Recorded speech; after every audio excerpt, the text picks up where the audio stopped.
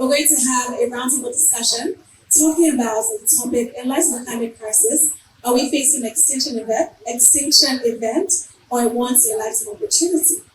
Now, as you've heard, we have a wealth of knowledge. We're going to explore this from DAOs and decentralized finance, from ecotourism, from funding, from education, from even healthcare. And after this, we'll open up the floors for your questions if you have any significant answers. I want to start actually with simply the question. In light of the climate crisis, are we facing an extinction event or a once-in-a-lifetime opportunity? What's the first thing that comes to mind? What do you think we're facing? If you do an assessment, what comes to mind if you don't tackle these issues? Basically, we need to make a major contribution towards the listing of our environment. If you don't take care of our environment, the environment will take care of us negatively. However, in Lagos State, water disorder, I have to disagree with you. Lagos State have been upright in execution of our own part of the social contract. What I can say, we only made tremendous effort on the civil society. Their focus is always on the issue of human rights. Whereas environment is the bedrock of everything to sustain all of us. There are very few that assist the system. I know that very well. Furthermore, I also discovered that we have community development association in Lagos communities, because I would say all the communities, but their major agenda is always on the public activities and security. They never discuss everything on the usage of the environment, which is there. I can say that even though LASEPA is a creation of law, I also admit that there is no way that is 100% perfect. But on our part, our law is human friendly. Our law is human friendly. The what is concerned is change, which is inevitably regulating the way and manner our people are using the environment. Yes, and the state government is taking urgent steps to amend the environmental law to strengthen the capacity of the in preparing the accessibility of human endeavor, which are implemented to the sustainability of the environment. As at May this year, we had the UN instituted the human rights to a sustainable environment, and Nigeria is a signatory to some of these things. So therefore, the government has a responsibility to keep us in a safe environment. And it starts with not legislating and not accusing the communities of throwing dirt and all of that, but ensuring there is a conducive environment for everybody, rich and poor, high and low, to live life more sustainable. And that starts from little things like waste management. People throw their waste into the gutter because there are no public bins. There are no public dustbins. It's as simple as that. And the issue of public dustbin is actually a responsibility of the local government. Unfortunately, we have a situation where it is an agency of the state government that is charged with waste management. And so the provision of waste bins, public waste bins in local community gets left behind. So we really need to rethink how the framework for ensuring that people live more sustainably or live more environmentally friendly is.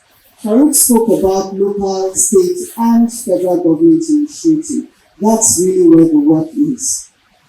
How do we ensure that at each step of the way, people are up and doing, people are responsible, people are responsive, and that within our small environments and the large environments, we're doing what we need to do to ensure that the sky doesn't fall on all of us. So that's, where the existential crisis is. The opportunity lies in legislation, but I fear, because legislation is top down, and if we're going to go with some of the conversations that are going on even in the political arena, we find that some of the candidates, perhaps they don't even know what is before us, but it's a different conversation they are having than we are having. And addressing climate change is not only about money. It's not only about regulation. It's actually around changing behavior, getting people to recognize it, to be instinctive about being environmentally friendly, about being environmentally conscious. And I think that's really where we need to go. How do we make sure, or how do we start the paradigm shift where we are not dumping our waste in the bin because we don't want high brigade to catch us, but we're dumping our waste in the bin because that is the right thing to do to ensure that we have a sustainable future.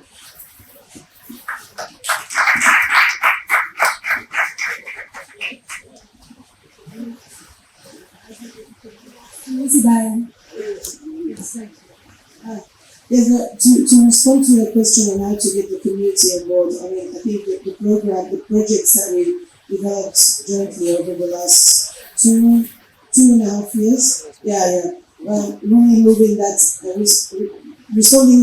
moving to the direction of responding to that question. I mean, obviously in the Elashe and the riverine communities in Lagos state, there is high unemployment, underemployment. There are major challenges in terms of access to education, transport.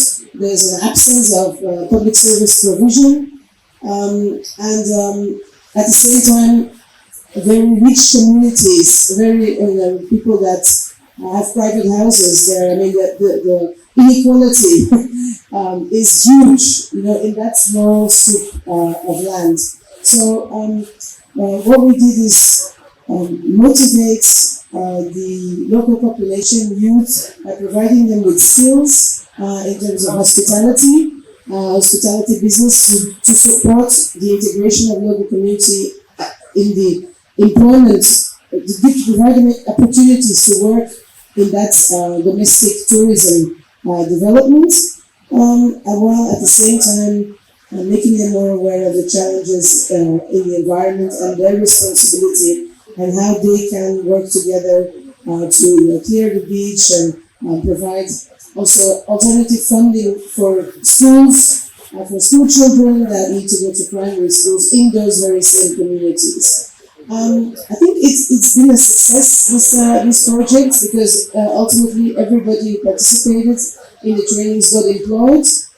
The certificates were also recognized by the land owners, the house owners in those communities. So I think that's a very positive step forward. But of course, much more needs to be done in order to ensure that we move towards a situation like the one that you were describing in Israel, where you really change the face of a community, building on a multitude, a variety of small business development. But of course, that needs to go hand in hand with re-establishing that public infrastructure that is really necessary to support all of this. For example, reinvigorating youth development centers and other institutions in those communities that really need to be providing those services once there's no funding from GIZ or other donors. So, and I just wanted to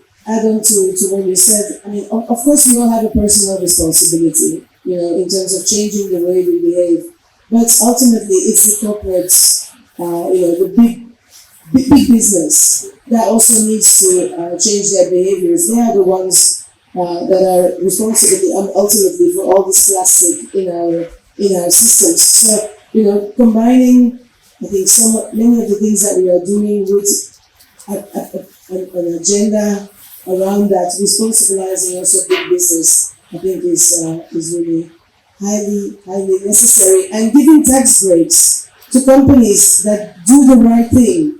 I mean, in a society that is in the government that is so cash strapped, I don't think is the way forward. Just like opening tax-free zones for companies to gain access to the biggest markets in Africa. So I think we should move away from, well, that's my personal opinion, from this kind of arguments and look at,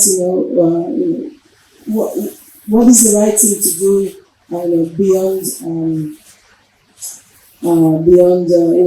making public statements and and actually strengthening the backbone of governance that is required to make this change. Thank you. So, I'd like to say about a bit more, sharing the backbone of governance, so encouraging you to do so. At the end of this conversation, we're hoping that in a year's time or 5 years, we will see real results. So the papers that these young people don't want us to create would actually influence the governance. And I found that with dealing with people with, egos and, who needs to be possible so great, you have to kind of sandwich it and meet them where they are. So we start with, okay, what's working well, and how can we hold your hand and move you forward? So I guess my next question we hear from that is, what are the opportunities to collaborate with the governments that exist presently? What are they currently doing well, somewhat well, and how can we take that further? I'm going to throw that to Mr. Farooq.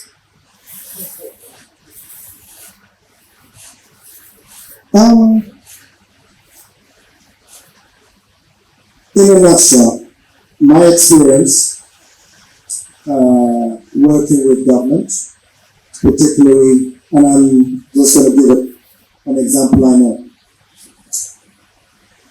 Several years ago, I decided, Kitty and I sat down on the beach 2 years ago, coming up with ideas, and we decided to do something.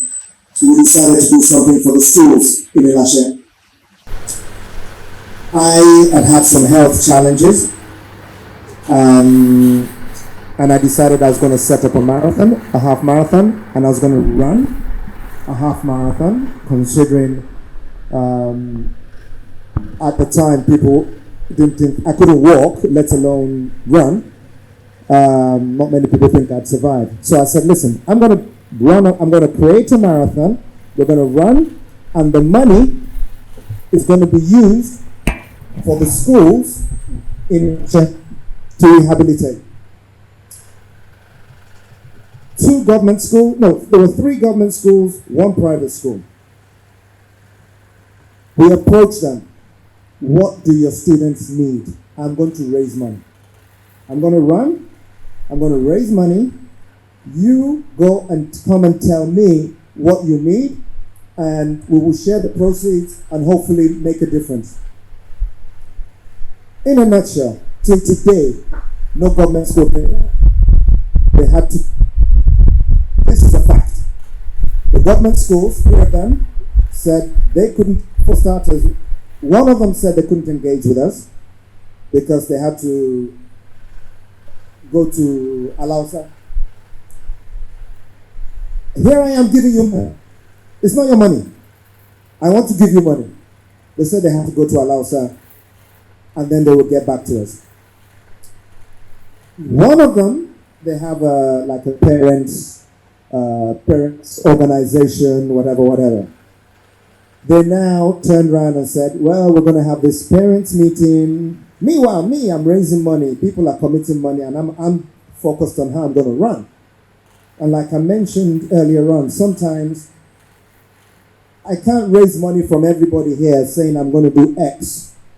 And then when the money comes, sit on it for 6 months without knowing what to do. I need to deploy that money ASAP. We are going to have a meeting. So I went public and I said, listen, I'm focusing on running. I need some charities to come work with me. This is what I'm trying to do. You deal with the project. I need to be able to learn how to walk because I have a race in a few months' time. So I don't want to get involved in that. Besides, I didn't want a situation where people say that I took the money and I used it for my own means. They had some meetings. They had to go back to schedule another meeting. Anyway, it went on and on. My race, meanwhile, the private school, sharp. The private school came. This is what we need. We have 1 toilet. We have how many 100 students. We have no running water. we need this, we need that. We want to expand because we only get up to, is it JS3? You want to do this, that. Chop, chop. The race came. I raised several million naira. I contacted the schools again. The state schools still came back and said they could not engage. As I speak to you, some of you, those of you that have done the walk, you'll see the rehabilitated school in Ibeshe. I did that. If you look at it, it says rehabilitated by Farooq Oreagba. All the money went to the private school because the state schools never came back. So in answer to your question, the biggest problem in dealing with government is bureaucracy. Simple. Whether it's intentional, whether it is unintentional, it is still a problem. The schools are done. Money is spent. The private school got it. If my name is there, me to pose it, everything good. But that money was meant to be between 4 schools, 1 private, 3 government, till today. The government schools never came back. We've done the race, we've deployed the cash, we're done. Bureaucracy is the biggest problem. Thank you. All right, at this point, thank you for your insights shared. I'd like to open up the floor to the audience to ask their questions. So if anyone would like to ask anything to our panelists, please put your hand and I can come to you. There's someone at the back over there. Please state your name and then your question and your speak. Good afternoon, everyone. My name is Adora. Yes, I know we've been talking about good governance and bad governance, but I just have a question, right? A lot of private sectors use their blood and sweat and everything to do what they want to do. I believe that the government should be the ones who will say, okay, we are seeing what you're doing. We want to help you to do this. But it feels, I'm talking about what we are seeing. This is not a question of what a government is. Everybody wants a good government. Everybody wants a system that works. Everybody wants a working system. Why is it that anytime the private sector come up to do something in different sectors, both in the plastic and pollution and waste management, transportation, whatever, it feels that the government is trying to cripple it, either with taxes, either with very unrealistic demands from them. And so it just gives us this mentality that the government benefits from our problems. Yes, because there's no how you can tell me they don't believe it. Why don't you allow people who want to do the work and support them? Because that's what you're there for. So that's what I want to know. Why do the government sabotage private sectors? Ellen, I disagree with that. Governments don't do that. If you come with our initiative that you have this in plan to do, let's see your presentation and let's see how you go about it. You have the funding, who has the backup? We are here to regulate and implement whatever you want to do for you. And I'll tell you this time that somebody came up with a plastic recycling, which she did, accepted. They came presenting, we went to so many places. It said, somebody mentioned it, I don't know. It said, let's keep these plastics and get them off our road. Yes. Even cash to, what's that? Trash to cash. If you have waste electronics, we have people that regulate that too. Whatever, just bring the initiative and government will be in support. But you saying government is not ready, they want to sabotage. What is it that you have put up? Say it, you can do it now. We are here, let's have it. Yes.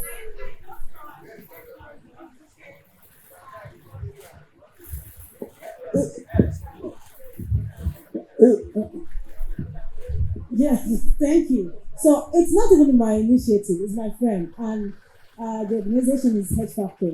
They've been doing a lot of amazing work with plastic and all that. But the fact that there is certain kind of people is a problem for them to expand on what they're doing. I won't start mentioning the kind of person they are or what. It's just a problem. But this, you're seeing the track record, you're seeing the work, and there's no report. because they're actually doing the work. I'm an artist. We do a lot of plastic work, artistic work with plastic. There's a lot of recycling things to be done. But because there's some regulations surrounding some people, then that can happen for them. I'm very sorry to intervene, but what I will advise is this. I'm not saying all the personnel of any institution are good. We have good ones and we have those that are there for their primary purpose. In the character of human being is to survive. He doesn't mind whether his approach will affect you negatively. But government has its own approach to checkmate such attitude. We have our own regulation that deal with any infraction committed by any staff of any institution. That's why we see that some people are being sacked, some people are being even handed over to the police. They discover that the infraction is criminal in nature. What I will advise you is that if you see anything untoward that is affecting your activities, wherever you are, we have institutions. LASEPA has zonal offices in all the state. Wherever you are, just get in touch with the nearest zonal office. They will address the issue you raise. I'm not saying that all the staff of any institution are 100% perfect, but they must and we must ensure that they execute what they ask them to do. That's most important. There is no way in this line, we are trying. We've not been here, but Lagos State will get there. But I will urge you people that try as much as possible. Let's have symbiotic relationship with government. If whatever shortcomings you discover, there is communication. There's communication channel. You can mention that to any institution. We have a separate complaint. If you have any staff or outsider that is refraining or act as constraint to your endeavor, please, you can make use of it. If you want ask any question, we will give you the platform you can use. The platform you can use to lodge your complaint and the institution you address it. The platform is available to everybody. You have that platform. So if you have any infraction or you have anybody that is a constraint to the development and growth of your own development, you can report to the nearest zonal office or make use of the platform. Lodge your complaint, we will address it positively. Okay, I'd like to say something regarding the group structure, and I think it's important for us to understand that government is just one entity. It's not everything we call government into that makes an impact. If you're working with communities, you don't have to invite government. Work with communities, make an impact, it scales up. Where government sometimes muscle or policy change or partnership is required, then you do it. I think it's important for us at this time to kind of build from the ground up and find a way for more civil society organizations to work directly with communities to start making impact. One, making impact. Number two, also shifting the gaze so that we are not being environmentally responsible because government is wielding a big stick, but because we are becoming more conscious of our responsibility to our environment, that we are working with young people or working with community members to make our communities better. Once you are able to get that critical mass, if government wasn't listening to you before, they will start to listen to you. If government wasn't ready to partner with you, they will partner with you.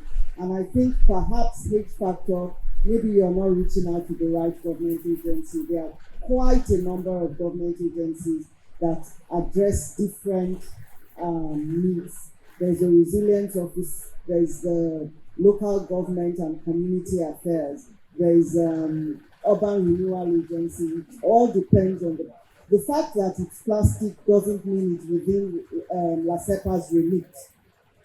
You know, it could be another agency that would be more appropriate. So it's important we know where to go, but I think the first thing is also building from the ground up and making sure that we are already making impact at the community level. Thank you. We have a few more questions at the back.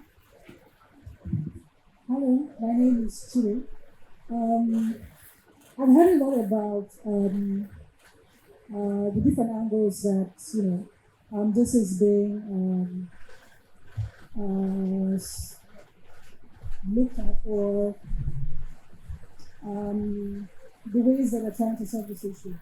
I've heard about ecotourism, I've heard about from the government, right? But my question is, there's a reason that there's pollution, which is, far beyond the green club thing, because I know most of these, this is where it happens in the green club, right? But it should go beyond the green club. It should be part of the curriculum.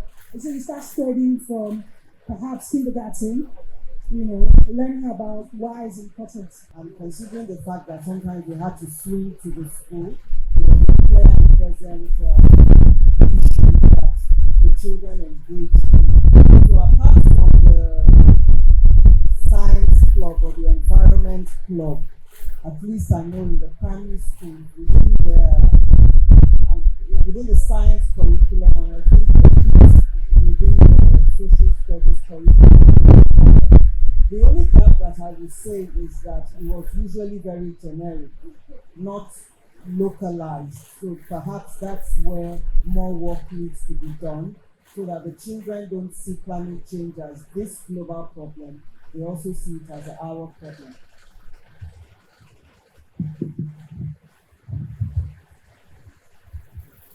What I know very well is that LASEPA is very creative in educating the younger ones from the childhood and at the grassroots level. We'll be able to do that. We are very proactive on that. And what I can say further is that I will urge the civil society that they form a group. If they can get in touch with the Institute of Government, especially LASEPA, and we also intend to amend our law. Whenever we want to amend our law or regulation, apart from law, regulation, we always invite stakeholders. But stakeholders, when it comes to usage of environment, they are very few. So if you get in touch with us, we will need your contribution because they are very, very vital to the growth and development of our community. So whenever you want to, if you make yourself available, we don't know so much about you, we have very few. But we know so much about SERAP and several other organizations. They are usually fighting the police. But the bedrock of everything is environment. So we will be glad if you make yourself available to us. As we are sitting down here, we are receiving complaints from our platform. Infraction from the communities says that I will attend to such issues, even though the coverage, because of the size of Lagos State, I'm not saying geographically, but because to get to the local primary, we have zonal offices. We receive complaints even in the midnight, and we address them. We address all these complaints. So make yourself available to the agency. We'll be glad to welcome you, and we will be glad to address whatever vital questions or vital contribution you raise. I'd like to add on to that a little bit. So you mentioned that there's some programs being done to educate young people. Indeed. This year we've done not less than 4. Only that we didn't know that this question will be coming. We can bring it or we can make it available to the civil society. Is it available on your website so that that's what I'm saying. That's what the issue between us and the civil society is the issue of communication. We make all this thing available to you. We make all this available to you. All right, we're going to take 2 more questions and then we'll wrap it up. So there's one there and then we'll come to you.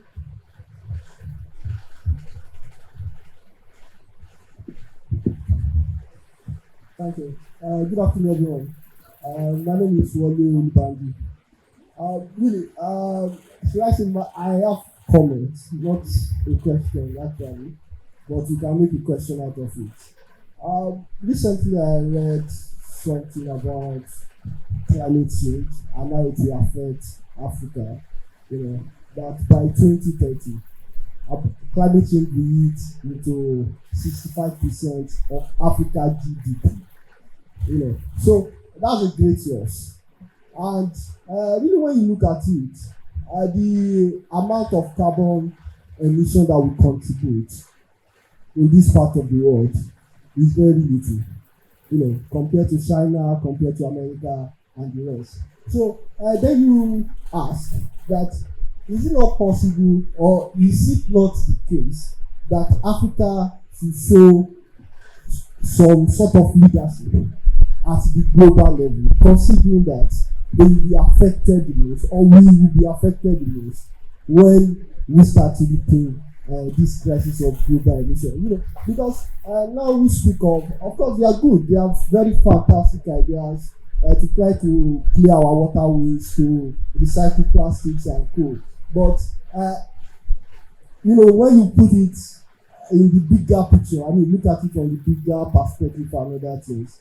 How long would that go to resolve some of the issues of overflooding that we are going to have as a result of emission going on in China?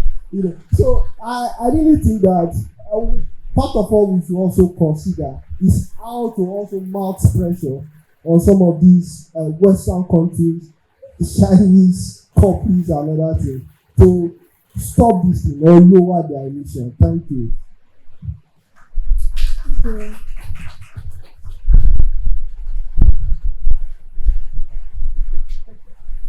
afternoon, everybody. My name is Taibat Lawanson, and I'm a climate change activist, but in particular, I focus on the legal issues that are involved in carbon finance transactions and renewable energy transactions.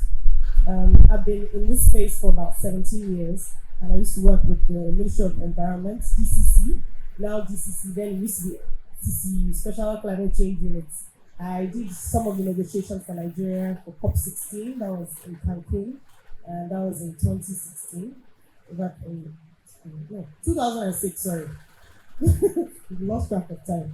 So, the journey, and I want to just state that to what you said, that was a brilliant synopsis where you just gave us about the climate injustice, and thank you for saying it, because some people here do not actually know that important information about the fact that Africa is the most disadvantaged, even though we didn't perpetrate this problem.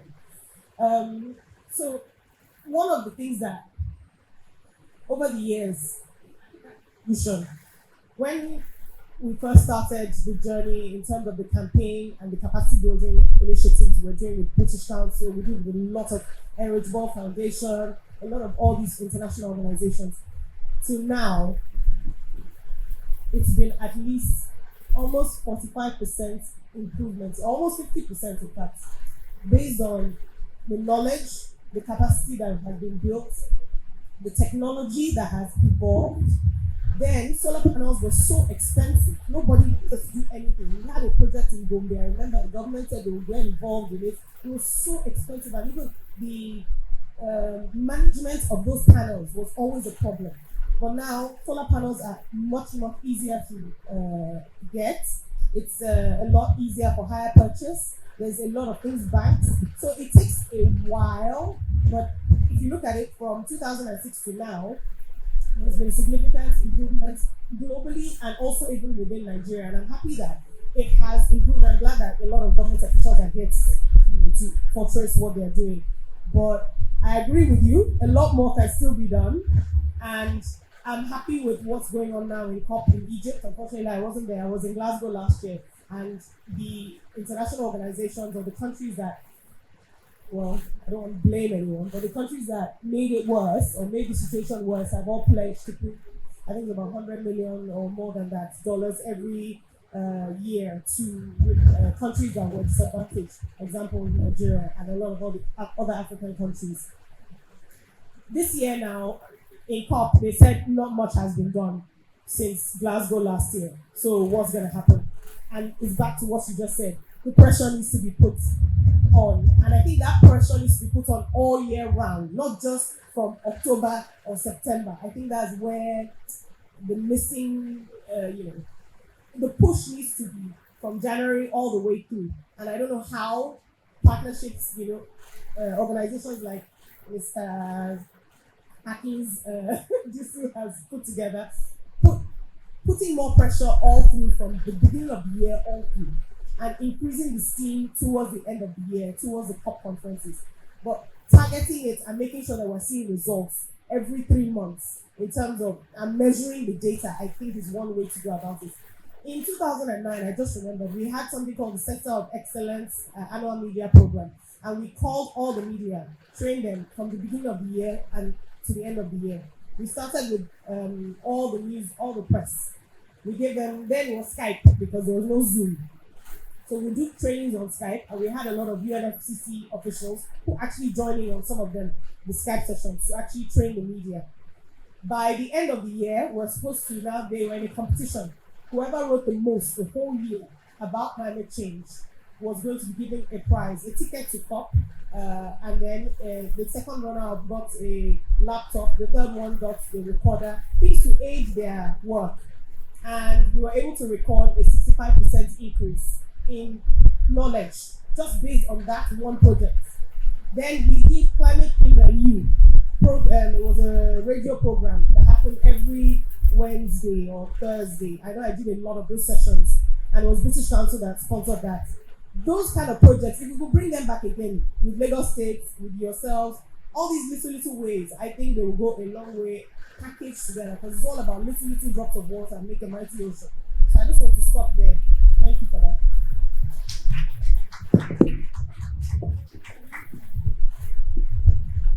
I think the major problem is the transfer of technology. We can reduce emission via generator usage of generator. Let's tell our people here, Mr. DC, you help us to tell them. The people sitting here, 3 or 4, they can take them to a factory in Europe, any Western world, to train them how to produce what they call it, solar panel. They can train them. It cannot take 10 years. It can't take 5 years. It can't take 1 year. They will be useful to their community. That's what I'm saying is that without government, if they can assist us in getting it's a curriculum and knowledge, it's education. If you don't have it, you don't have it. What I mean, you can reduce emission immediately if you want to reduce it. Within a very short period, they can train our people and you'll be useful to the community. You become training the trainer. So by the time you come back, you train the people in your community. They will assist you. So that one will reduce emission on generator. It will minimize it. Must we use generators? Thank you. Must we use generators? You will be talking about the shortcomings of government. And you now you'll be talking about shortcomings of government. And you say you want to be useful. I have an idea. I'm always looking for win-win situations. And is there a way, sir?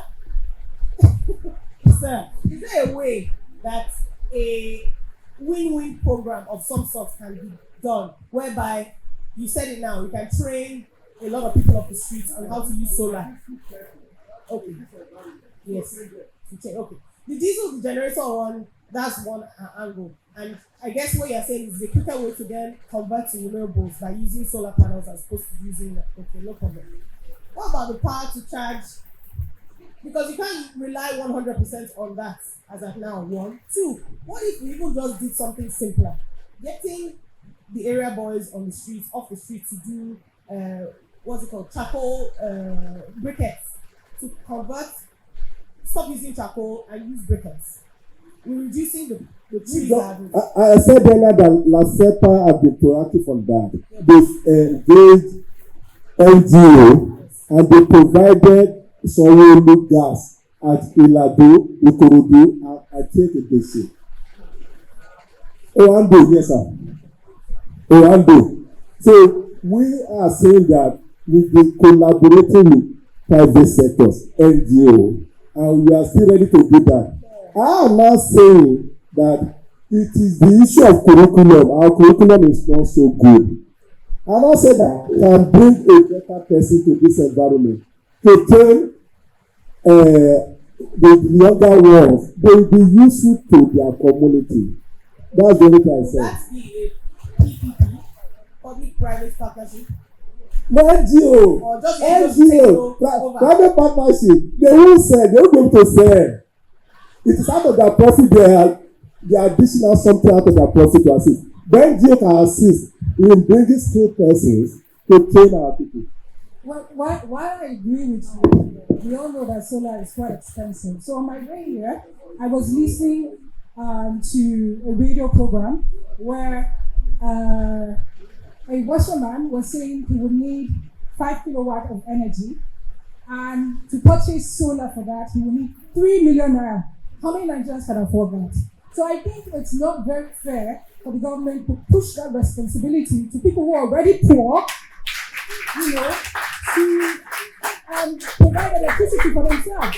I don't think it's fair. So before I let you guys continue, she would like to ask a question and I'll give it to you. It's on solar.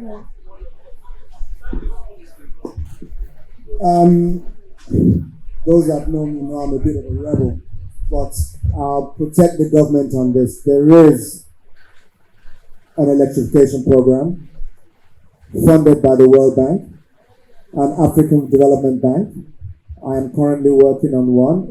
I'm working on a $10 million project to provide solar panels to certain parts, certain rural communities. It's guaranteed by the World Bank. So I'm not saying it's enough, and I'm not absolving the government of anything, but there are projects out there that are ongoing. We're not there yet, but although I noticed I didn't say Nigerian government, I said African Development Bank, and I said World Bank. But but there are projects. That's what I'm saying.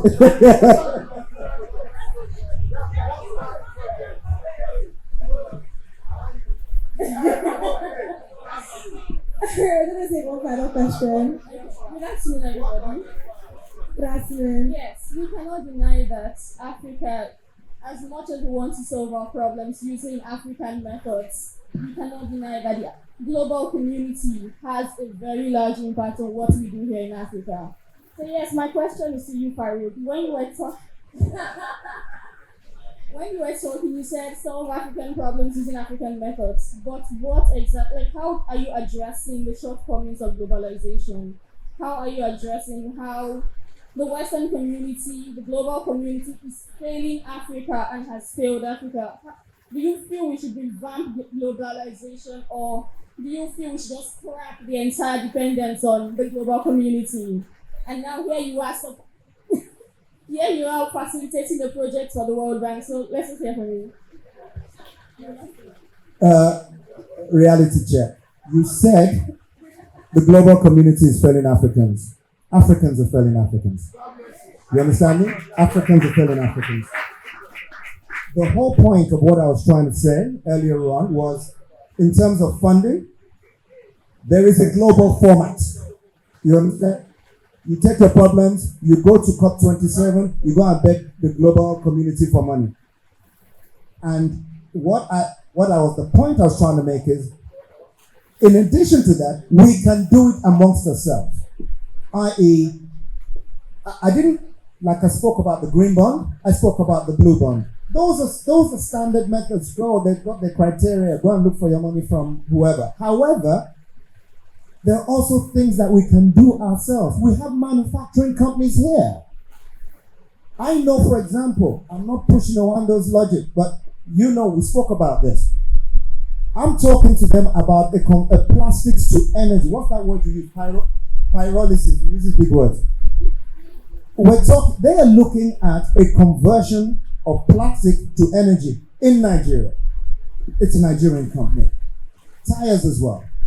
It may take time, and I also pointed out, these things will take time. But what I don't want to do is, I do not believe in waiting for some chap in Brussels or somewhere to come and give me a check.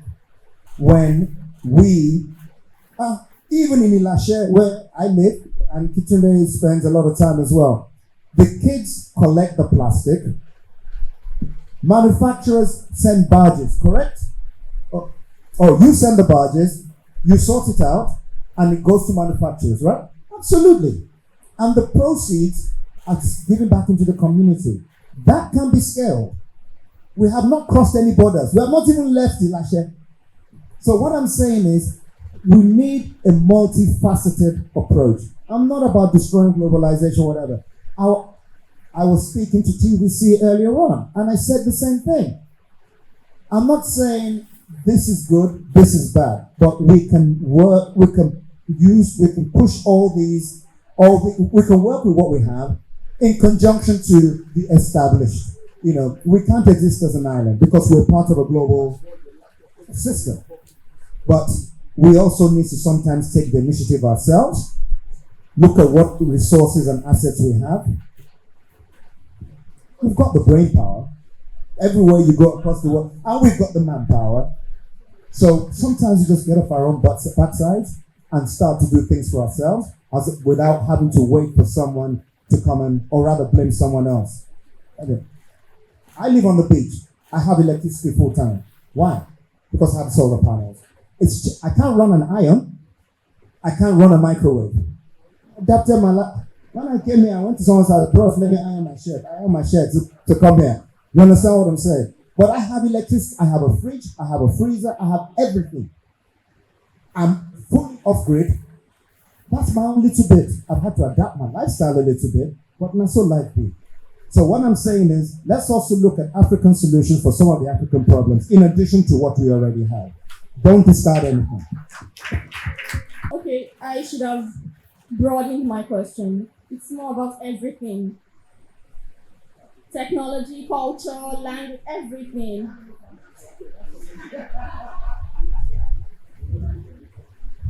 Yeah.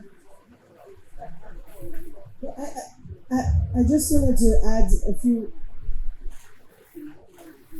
Sorry.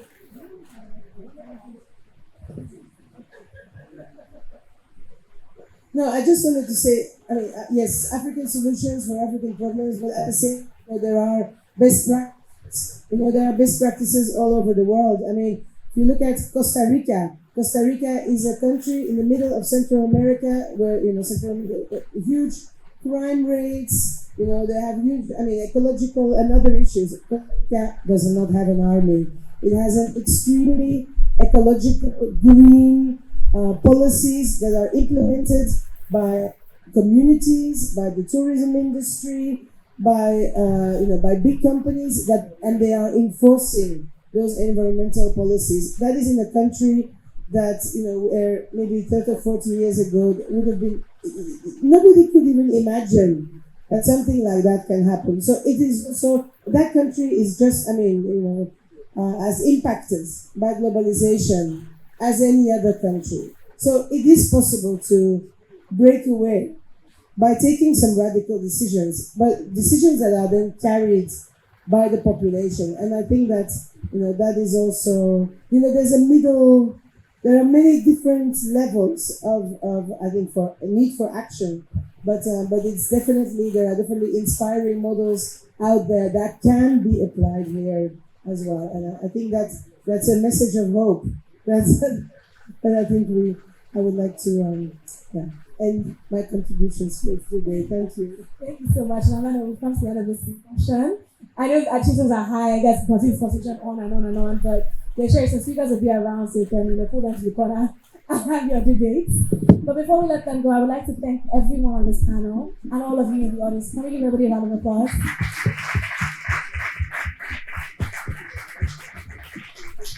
And thank you, of course, to our convener, Mr. Kinsley ADC.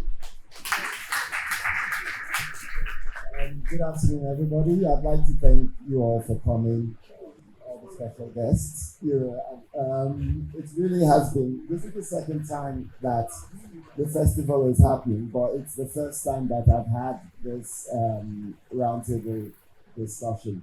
And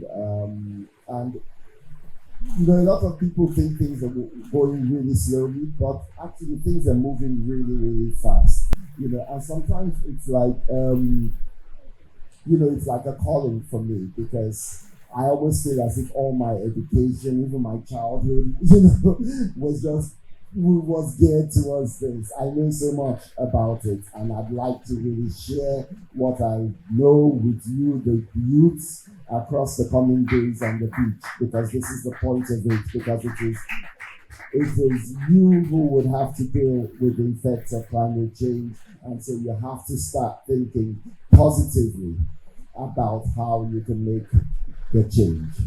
Thank you very much, everyone, for coming. Yeah.